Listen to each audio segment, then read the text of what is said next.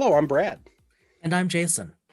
You are listening to Dice in Mind.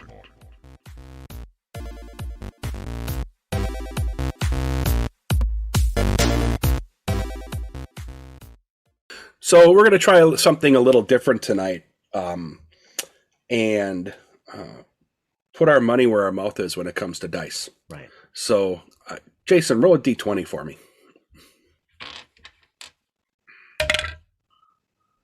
Do I get to add my modifiers? No, you do not. What did you roll? A 5. Okay, so every sentence that you say has to end with a period, and you have to say period when you're done. And you're done with your sentence when you're done speaking. So that is because you rolled a 5. The difficulty level was much higher. Very no, good. I'm kidding. Period. Yeah. But that's what we're going to do tonight, folks. We're going to just talk about everyday life situations, and just look at the different dice options as to how the mechanics. And we have Fate, Star Wars, D&D. I just pulled together a random pool of some other dice. Just we can do some testing. Let's just play around a little bit. And again, if you listen to our introduction, by now, if you're a regular listener, you've probably moved past it. But Jason even says in that about writing a paper and writing a research paper, and how should you I don't remember the exact verbiage, but how would it affect if you rolled a d20? Well, that's what we're going to do tonight, and we're just going to kind of talk and we're going to test the systems. Let's see how they do really quantifying real life. Yep. We'll see. Period. Right.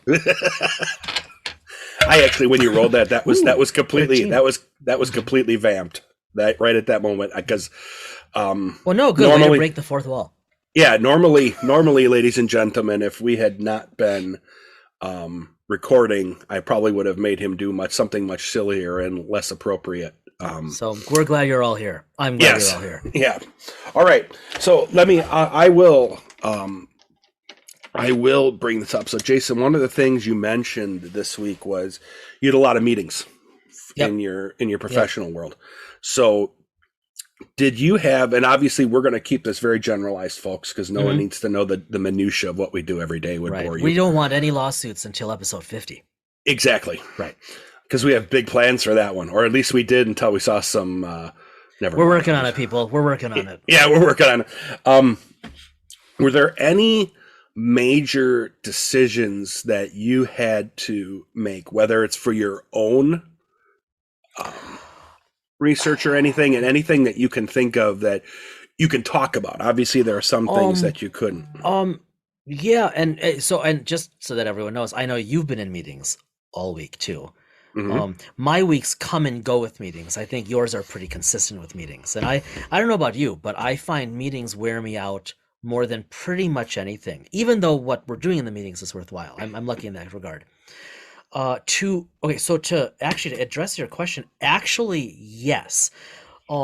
So by the time this episode releases, it'll be long after the fact, but I am serving on a search committee right now at work, and it's for a fairly significant position. Not like upper level stuff, but it's for a fairly significant position on the staff side. And I was asked to sit on it along with several others because of our backgrounds and roles right at work. And so today we met for, it was a half an hour meeting that went for 50. All good people, all good work, but we met to decide which applicants to forward on as finalists, right? To interview them a second time as candidates. Or I'm sorry, to interview them as candidates. We've been No, I was just gonna say it's pretty funny. We're trying to keep this very generic so people won't know, because if the candidates found out that we're talking about just in theory, this isn't. I'm going to keep this vague, but this isn't remarkable. This is what happens. I mean, you've been on these. This is what happens, and I'm sure many of our listeners have. Every search committee, the question is, okay, now we want to forward these names as finalists, as candidates, to bring them in and make a decision. And that, yeah, I wasn't judging you. What I was just saying is, it yeah, wouldn't be funny if candidates later found out that they got the right. job or didn't based off of a dice roll. Oh, that would be, see, but that's where I'm going. That would be brilliant. So we ended up deciding on a small number around to recommend for interviews. I initially was lukewarm on one of them, and the rest of the committee was more positive. And I had said, I'm really satisfied either direction. I think this is a good applicant. I just don't know that they will be able to fill the shoes of the others we selected in terms of competition. And I'm always cognizant of, I don't want to bring people in. I've been on lots of search committees at this point, and I always feel badly when invariably a committee brings someone in to interview so they can cross a T or dot an I, and they don't have any real chance. To me, that's wrong. Okay, Yeah. but that, fortunately, that's not the case with this. But I had a couple concerns. So that's my situation, Brad. There were 5 of us on the search committee. Very collegial committee, right? No politics, none at all. And the rest were fairly sweet on all of the names we put forward. I was lukewarm on one. So what do you want me to do? Okay. So let's just, for the sake of it, because we've been playing Star Wars, I'm going to try, instead of you having me build a dice pool for the rolls that we do, I'm going to try to see if I can build, and we're going to have a little bit of, because there's no character sheets here, so I'm going to have to we're relying upon... Ask me questions, and I can give you pertinent information. Yeah. So obviously, knowledge of the situation, I would argue that you could... And then your experience, right, with having done this before, maybe what I would do is I would have you throw 1 yellow and 2 green die in. Are you rolling or am I? You are. Okay, 1 yellow and 2 green. I was thinking very similar. Just to remind everybody, to clarify, if we haven't been precise here, we are using the Genesis Star Wars dice from Fantasy Flight Games, now Edge Studio. That, to be specific. So I'm actually, you know what? I think that's good. I think actually that really captures it, because 3 green would be good. Yeah.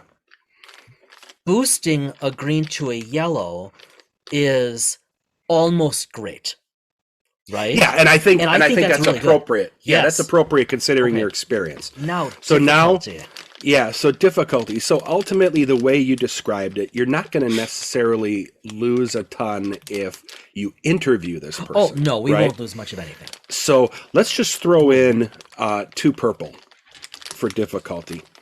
And what were the black die again? The black are setback, and you know what? That feels right to me. I was going to say, because the other ones in the running are so strong, this, I think 2 purple is not a choice. 2 purple is you're crunching a lot of dice there, my friend. Yeah. Okay. 2. Okay, Brad's having a dice moment. Please stand by. Dice attack. Whatever you kids call it these days, that's fine. Yeah. But I think upgrading a purple to a red is too much. Yes. So I like where you're going. So then what I have in my dice pool, per your analysis, which I good for you, because I think it's spot on, is 2 greens and 1 yellow against 2 purples and a black. So interesting. So let's see what your advantages and your threats and such are going to be. And this is to determine whether I should have agreed to recommend this person for interview, right? Correct. All right, here we go. Jason and I were talking before we started, because we wanted that dice sound as we were recording. So we made some adjustments, and just so you're aware, Jace, that really, I mean, it was a good sound. It's hard to beat the Genesis dice for the pure sound of the rolls anywhere. Oh, yeah. One of the things I love most about it. Okay, this is fascinating, my friend. Okay, so this is why I love the Genesis dice system. I love it. Okay, so Wow. So we have here, and I'm going to clarify, 2 successes. Okay. So this is the final pool, the outcome. Yep. 2 successes and 2 disadvantages. Wait for it. Wait. Okay. One of those successes is a triumph. Oh. So 2 successes, one of which is a triumph. So I'll just say it this way: 1 success, 1 triumph, but 2 disadvantages, which is rather spot on for what we decided as a committee, Brad. We acknowledged this individual, it really intrigues all of us, doesn't quite have the skill set compared to the others, but we wonder if we'll be surprised. That sounds a lot like a success, a triumph, and 2 disadvantage. Yeah, so folks, just so you're aware, and Jason, you can explain it better than I am. You, in effect, had 2 positives plus a super positive. Plus a super positive, right. Plus something magical happens, if you will. Yeah, against 2 regular negatives. No, against 2 flavor negatives. Oh, okay. Not failures, disadvantages. So kind of like I've got a bad feeling about this. Kind of like me trying to climb the ropes. Kind of like Okay. Yeah, I was gonna say it's. I mean, I could be way more saying. Go ahead and say, like, the good news is it's benign. The bad news is we're sending you the bill, right? Yeah. So no, okay. So that was excellent. Okay, so that was the Genesis system, and granted, we have a sample size of 1, but it demonstrates the nuance of how it can quantify real life. So, and the positives, the 2 green and a yellow. Mm-hmm. If we were looking at a character sheet, we'd be looking at their attributes and so on to generate the positive dice. Pips with some skills. Yes. Right. Which so in really effect fits. Yeah, and I just used creative license there because of Jason's experience, his background, and his experience in doing interviewing and such before. So it seemed appropriate. Yeah. I would almost argue, I didn't want to make it too, you could have, just because of your experience, it could have been too yellow. But then it would have been but I was thinking the applicants' experience and credentials. Oh, okay. Yeah. Well, we could have rolled that way too. Okay, so now I'm going to ask you one. So I want you said you have a bunch of D6. Yes, I do. Okay, so since we went new school with the Genesis Star Wars system, the narrative dice, let's go old school. How I cut my teeth in role playing with the we'll harken back to the West End Games D6 system. So, are any of your D6 different color? Yeah, I have 2 blue, 2 white, a green, and a black. Okay, I want you to take one of those. Take the black because there's only one, and then the other colors don't matter. Okay. Beautiful. So I want you to share with us the situation. Describe the situation, and I'm going to help you compile. I mean, this is pulling my memory a bit here, but we'll approximate it. Okay. So, oh boy, I'm glad my wife will never listen to this. So we are remodeling our kitchen, and step 1 was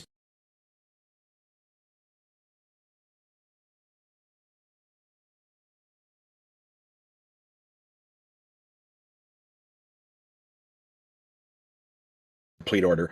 And the step that we haven't looked at doing yet, and Jason, I don't know if you're looking for more of a yes or no type of answer or a flavor answer. It doesn't have to be.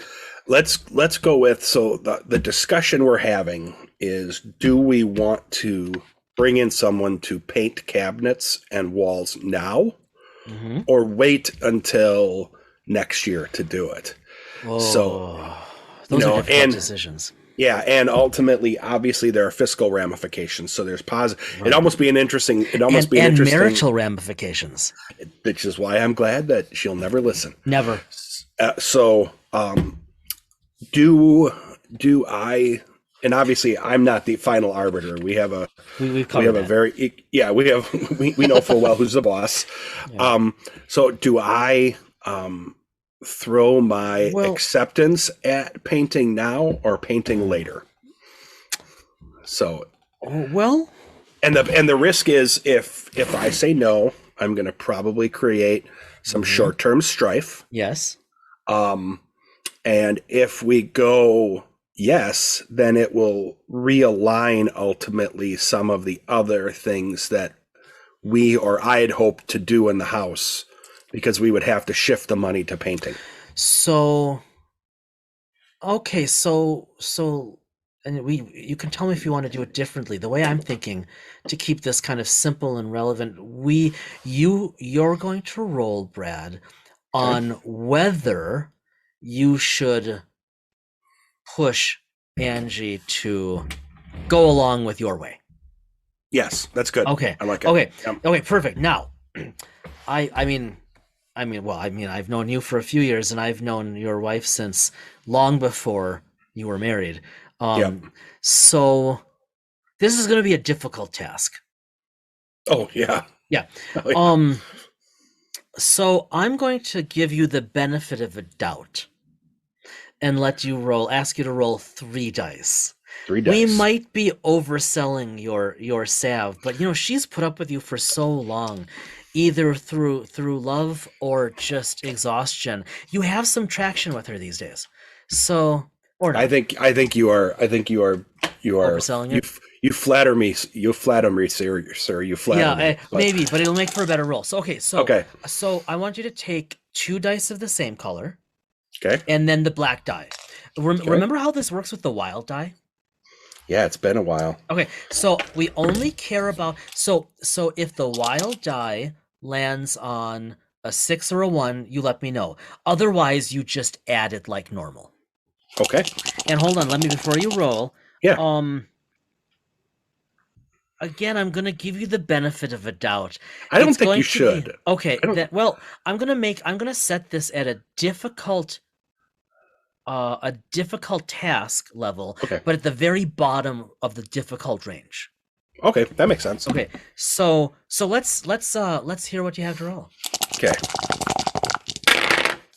Love that sound. So wild die did not come up as a 1 or a 6. Okay, so just add up all your pips. So I have a 5. Total 2 plus 2 plus 1. across all 3 dice. Yes. Okay, so let's play. I'm sorry. I just want to enjoy the irony for a second here. Okay. So I set the difficulty at 16. Which is the bottom of the difficult. Even the bottom of the moderate range would be 11.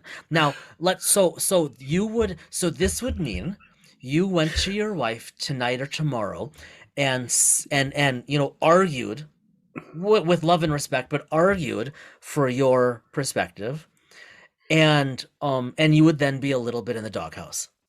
Yeah, and my opinion was, my decision or choice involved in the matter was completely obliterated.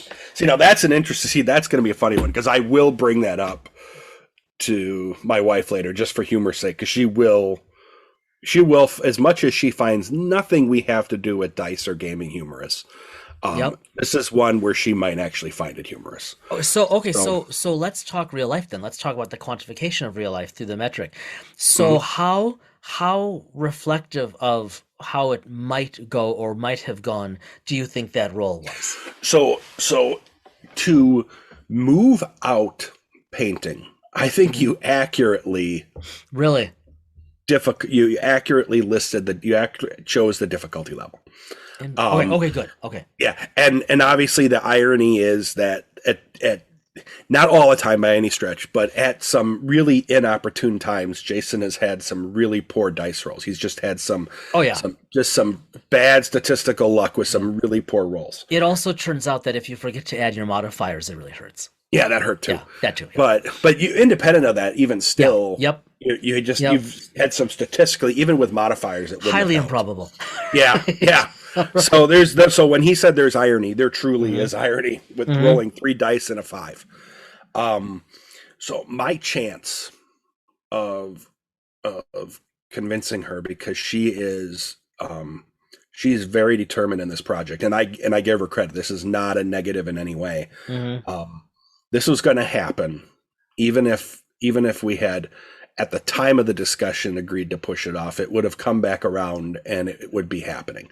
That being said, I do want to have it done. I was just playing the contrarian for the sake of the discussion. Yeah, absolutely. So, excellent. Okay, so yeah, I think the mechanic played out the way I had hoped it would in the context of that theoretical decision making. Yes, air quotes unnecessary. Yeah. So here, this is an interesting one, and I'm going to be very generalized about it. So, Jason, you are one of the most cost conscious, and I don't mean frugal, I don't mean stingy, I just mean cost conscious people I know. Yeah. And for years, you have been driving a vehicle and just holding off on replacing it, because the other one was still functioning. You had two girls in the house that are approaching or at driving. One has, Yep. So you went to, I had recently bought a car and, had said, because, the chip shortage at the time, this was in June. I told you, because you were looking at a certain car, I said, you may just want to throw your name in a hat at the dealership. Just so they know that you're looking, but you weren't going to buy until later in the year. And my wife was saying the same thing. Yeah. And throw your name in a hat. So you go down, because you're down at the dealer anyway to pick up and drop off. Yeah, her car, right. Her car. And the dealer comes at you and shows you, I'm trying to think, don't interrupt me on this. I'm trying to think of probably the ultimate choice in a car. This was the car that you wanted, the model and everything, but at a trim level that would be well above anything you would normally choose or have ever had. So this was a difficult decision for you, and let's be honest, I'm probably being a little too more truthful. It's one that even you struggled with after I didn't sleep that night, and that's not me at all. Yeah. So you ended up choosing the vehicle. I would argue, obviously it's not my money, but I would argue as an outsider that there are people where if they got cars like Jason did, I would be jealous. We should preface, it's not that kind of car. It's just that kind of car relative to us. It's not. Yeah, it's not a Porsche. It's just a really nice sedan. Yeah, a legit sports sedan. Yeah, sports sedan. Yep. And I have a different model in the car family. These are Mazdas. Yeah, okay? And then just to be clear, right? We're talking about Mazdas. We're not talking about or Audis. So the one person that I wouldn't get jealous of is Jace, because for years you have been able to take care of and manage cars better than I have ever been able to. Right. So of anyone that I've ever known who has had the choice to upgrade, and let's be honest, we're not talking about self-driving or anything like that. It's just really nice. It's a really nice car. Yeah. So I know the struggle that you had with this. So let's go back to D&D dice. Okay. I'm going to obviously in my head set the difficulty level. Okay. And your weapon involved in this is your weapon of let's just call it weapon of decision. Nice. Okay? I like it. Okay. So weapon of decision regarding whether or not at that time, let's go back in time, you choose to make the jump to this car. And again, I want to clarify with folks, we're not talking $60,000 vehicals here. Jason and I just never. No, that's not going to happen. No, none of us do this. We just traditionally drive. I drove a 7-year-old SUV before I got mine because older my kids beat up cars. We drive them around. Yeah. So you have the sword of decision in your hand. Okay. And you are ready to slay the flaming dragon of I gotta think of the word. This is not something I normally like to do.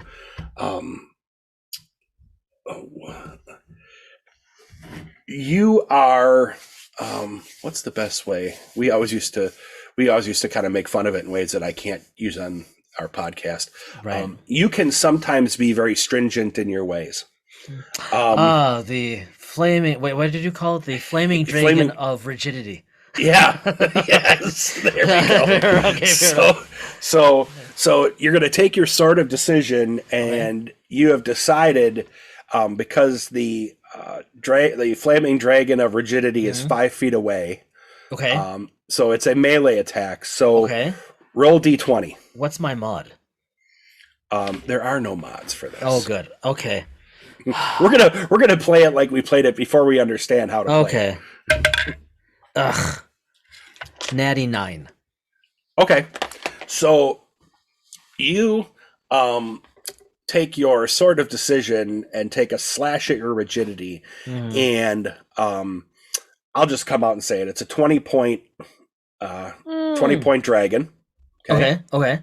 So do me a favor for your sword of rigidity. Roll a So longsword? two. You wish. 2d4. 2d4. Yeah. Really? Okay. Yeah. Okay, hold on. Let's be honest. Your rigidity is traditionally Okay. So four damage. Okay. So 20 minus 4 is 16. Okay. So now the there it is. The dragon of rigidity rolls. Okay.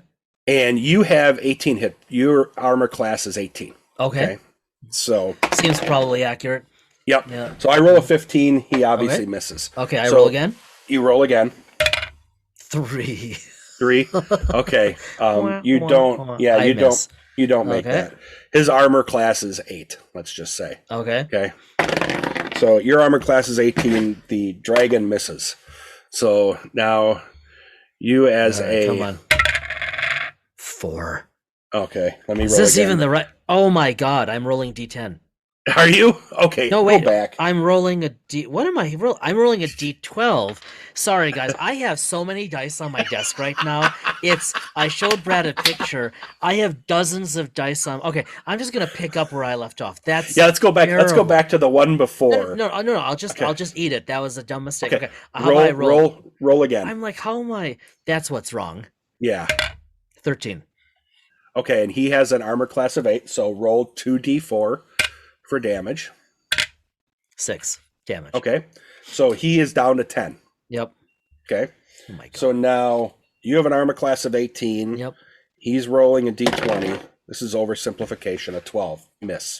Okay. You're getting real close. You're getting real close to that car. I'll use the d20 this time. Okay, good. 7. Okay, Miss. missed. Yep. Mhm. So he'll roll miss as well. Your turn. Okay. Whoa, no. What'd you roll? Wait, 1 We on a won't. combat roll. Yeah, let's just, for the sake of discussion, we'll just leave that as it is. Well, you know what? That's not too far off, Brad, because I ended up leaving the first time the dealership without even looking at the car. That's right. Yes. So, I mean, maybe we're being boring for our audience, but this is actually pretty close because my wife, we don't have to. Let's not play it out. We don't have to play out the right dice roll, but I think this is working surprisingly well because and you know the story. We were there to drop off her car for I think actually just an oil change, and no, I'm sorry, we were having them look at something on her Mazda, and she's like, you're here. I know it's going to be a few months, but you might as well look. You're here. I'm like, no, babe. There's no point in that. And she pushed and pushed and pushed. And we were literally walking out the door, getting up to walk out the door. And I'm like, maybe I should just talk to someone for a minute. And then they had the car on the lot and we talked and I'm like, I'm going to think about it. Thanks. And I left and drove out of the suburb and went home. And that was that failed one. That was, nope, I'm going to stay rigid and I'm getting out of here. And let's bear in mind that the rigidity was around when you were going to buy. You had intentions to buy. You just weren't going to buy in June. You were going to buy in August and September. Right. So, right. And so then I drove back after and you a roll the couple hours, D20. and I got a 7. Yeah. So again, it has its limits, but But point being is, it would have been, even if you're standing there, just for argument's sake, do you have just roll a D6 just for the sake. I'm just curious. 6. So okay, I was going to say 1 through 3 you leave, 4 through 6 you stay. I stayed. So you would have stayed if you had placed it off of the dice. It's a great exercise, and I thank you, Red, for thinking of this a while ago. I think as we start to wrap up to head toward the GM corner, the whole point of doing this is the whole point of our podcast, isn't it? That we love the dice mechanics and the games, but we love the dice mechanics, you and me, because they do provide these different, equally interesting ways to quantify real life, to try to replicate or simulate, not perfectly. I mean, of course, we just have these little samples of behavior, but the point is we could make it work effortlessly. I mean, even statistically speaking, with these one-offs across these various dice systems, it was still instructive, which really kind of reinvigorates my respect for these different mechanics, and just for the joy of RPGing. That was the point I wanted to make. For me, is watching you roll your Star Wars pool, and then seeing us go back retro with West End D6, and then coming back and using just straight up old D20 without modifiers. It reminds me how just to be very distinct, or to be very succinct, how fun each one of these can be. Yeah, and that they all work.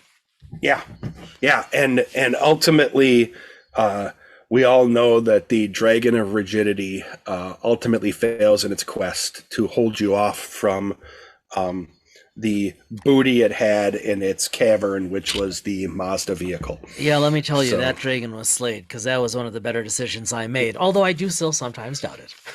I know, but it was, again, like I said, we digressed here, but it's a beautiful vehicle. You deserved it, and to this day, he and I will randomly text each other, car porn.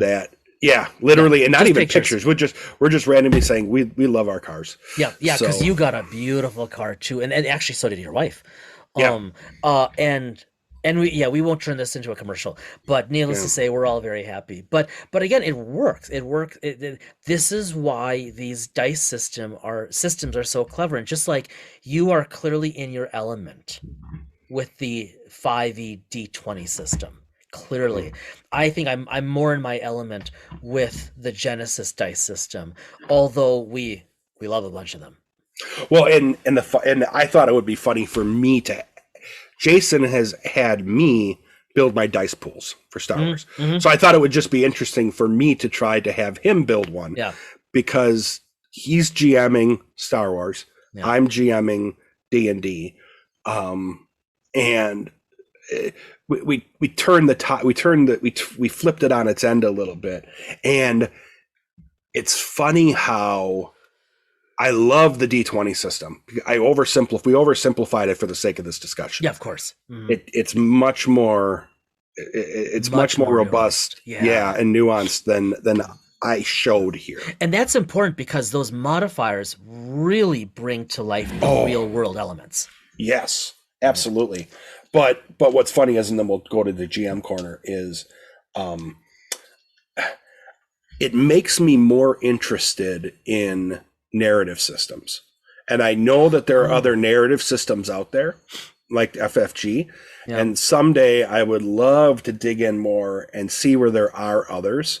I imagine there are others out there. I just haven't heard of them. Yeah, I think that's a great segue, Brad, to walk over to the GM corner. There are dice mechanics, obviously, that we haven't played, that we've maybe heard about. Also games, although we tend to focus more on the mechanics because they're there, right? It's more what we do. Definitely, listeners, there will be more of those coming. I think as winter in our fair northern hemisphere really starts to set in, Yeah. we, especially as we have some respective time off, we will probably start playing. No pun intended, both literally and figuratively. Brad and I will start playing with some of these other mechanics to explore. So don't be surprised if in along the march to 50, you yeah, I'm along the march to 50. Yeah. If we have some episodes where we focus on just this real novel, either setting or especially dice mechanic. As always, there's good stuff coming. Yeah, and I think you hit it on the head. There are things that I would love to research about different dice mechanics that we haven't heard about yet. Yep. And so yeah, more to come on that. What have you been reading or reviewing, or what's been on your desk from a GM corner perspective? Actually, boy, there are a number of things I'd love to talk about, but I won't. This is the most salient, and I'll keep it brief. I have been reading the Wayfarer series by Becky Chambers. Okay. I don't recall how I read a book review somewhere. I think it was like in the Times or something. So and it just caught my eye, and I was just surfing online, and the review said, "Look, this is a really, really novel, no pun intended, my word. This is a novel take on what the far future might look like several centuries, like a Star Trek, sorry, like a Star Trek future. That, like 400 or 500 years, not thousands. But what the future might hold for humanity in a galaxy in which there's a galactic civilization, but it's fairly utopian. What can things look like when people are really trying to make the galaxy a better place, and yet there's also a fringe?" And like, she won the Hugo Award for Best Series with these four books, and so I thought, okay, I'm gonna try it. So I read. She's written some other things, but these are four book series. I read the first one. I was very busy. I started very slowly, got like a third or a half of the way in, had a bit of an extended weekend at home, and I just plowed through the rest. There's very, very little action in the books. It's all character building, which isn't so much my thing. But and I'll end with this. Brad, the world building. Well, see, now you have me intrigued. The world building, the show running is out. It's so fascinating, and it's so well done, and it's big picture bouncing back and forth with nitty gritty with the characters. I read the first one. I ordered the second one before I was quite done. I've slowed down on purpose the second one because I'm heading out tomorrow night for a field study, and I'm bringing the second half of the second one and the third one with me because it's so interesting and so well written and so world buildingly fascinating that I don't actually want to pause. I want to just keep reading the series right now. Okay. So Wayfarer series by Becky Chambers. We'll put in the show notes. How about Yeah. you? What's on your table? What's on your mind? I took a picture of this, but I didn't send it to you because of everything that's going on here. I use extensions in Chrome, or I use Edge. So when things go on sale on Amazon, it triggers for me. Yeah. And so a book, normally like $29-30, Yeah. even up to 35, went on sale for $9. What did you do? So no, it's nothing big. So it's the second edition Pathfinder. It's phasing out for it. Yeah, it's phasing out there. Oh. So it's yes. Gods and Magic. That's one of their source books, right? Yeah, so this is the Yeah. Lost Omens, God and Magic. Yes. Now, we don't play Pathfinder right now, Yeah. but it is, I just think they have all these different, like Shizuru, the Empress of Heaven, Tezukyo, the Prince of the Moon. See, that's where Pathfinder really comes out ahead. The only thing I will tell you is, we've had our share of discussions about equality diversity, inclusion, and equality. Yep. Absolutely. Thank you, Shelley. Yeah, the artwork in here would probably not, and I repeat, not pass muster. Yeah, right. So, we talked about this. This is like our major hang up with Pathfinder. It's just the artwork is very well done, but tends to still be very misogynistic. But it sounds like what you're saying implicitly, Brad, is that I should expect to see some of these ideas manifest or percolate in the adventure you're running for me. I'm not saying anything like that, but fair enough. You just never know. It from independent of that discussion, the way they have fleshed out some of these gods from a Pathfinder perspective. Yeah. Very interesting. I haven't seen that yet. Now there is obviously stuff pre 5e. Yeah. But I haven't seen anything come out like that in 5e that I can think of. And nothing they've announced anytime soon. No. And I could see, maybe there's something to be said for, the different planes or certain areas like Candlekeep, not Candlekeep, but you know what I mean? Yeah, absolutely. But they may also want to keep this open-minded and open-ended enough that they don't need this material. Do you necessarily need it just based off of the fact that, whereas with Pathfinder, they've given you a world and worlds to exist on, right? To play your adventures. Yeah. And Pathfinder, I think, tends to be more God-driven, with divine affiliation driven than does 5e, than D&D, right? In terms of a bunch of the feats and whatnot, of the powers you can call down. That seems, to my sense, my limited observation, to be much more prevalent, especially in higher level play in Pathfinder than in D&D. Yeah. And I could see, let's be honest, we all have our own views of the mythos, whether it's religion, faith, spirituality, whatever the case is. I've talked about mine on here. I'm not going to go into it, but point being is that, Pathfinder gives you a lot of great information. Yeah. By doing that, are they limiting those that may not necessarily want to live in a deity-driven and controlled world? I don't know. I look at it like a number of our interviews, past and future, have discussed. Put that little plug in there. Stay tuned for episode 30, people. Yep. But I look at that as, these are toolboxes. And if you don't allow yourself as a GM to get railroaded by the material, then they're toolboxes. Kind of like I brought up the Wayfarer series, not because I intend to play a game in the Wayfarer galaxy amidst the galactic commons, but because some of those ideas, I'll tell you, some of those ideas absolutely are going to inform some of my thinking around our Genesis dice port of Star Trek. See, that can be a discussion for another day. Maybe we have an episode is what do you pull in outside of, when I'm playing, when I'm D&D, when we're doing D&D, am I pulling information in from outside the books, from novels or whatever? So that's actually, that would be an interesting discussion. Stay tuned. That's on the list now. Yep, absolutely. All right. Well, with that, it is a perfect segue to say thank you as always for being with us, for listening. Be well, stay well. Please check us out on our numerous social media threads, also known as the interwebs.